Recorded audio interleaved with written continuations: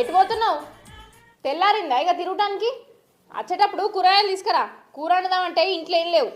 కూరగాయలు కూడా నేను తీసుకురావన్నా, బయటకు తీసుకొస్తే ఏమవుతుంది? అబ్బో అంత ఎగిరితంగా నువ్వేం పనికొస్తున్నావో రాంగా తీసుకురా.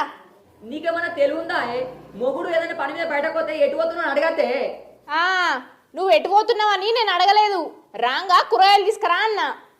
నాకు అవన్నీ కలవదే, నువ్వే తెచ్చుకోపో. ఆ తేకు నువ్వే ఎండుతావు, మళ్ళా వంట చేయలేదని నన్ను అనద్దు చెప్తున్నా. అగో వంట చేయకపోతే నిన్నడకపోతే ఎవరంటారే? కూరగాయలు లేకపోతే ఎట్లా అంటారు, ఏమంటారు? అగో ఏమిటి చేసుకున్నావు లగ్గం? పెళ్ళం వస్తే కూరగాయలు తేవాలి, ఇంట్లోకి సామాన్ తేవాలి, దానికి అవసరం ఉన్నాయని చూసుకోవాలని తెలియదా నీకు? అంటే పెళ్లి చేసుకున్న వాళ్ళు కంపల్సరీ వంట చేయాలని రాజ్యాంగం రాసి పెట్టి రాయే. అవును రాసిరు, అట్లయితేనే పెళ్లి చేసుకోవాలి. పెళ్ళాన్ని సాదే తెలివి లేకపోతే పెళ్లి చేసుకోవద్దు. అవ్వరు కొడుక, కూరగాయలు లేనన్న పాపానికి పెళ్ళని సాదని తెలియదని మాట్లాడుతున్నావా? అవు మరి.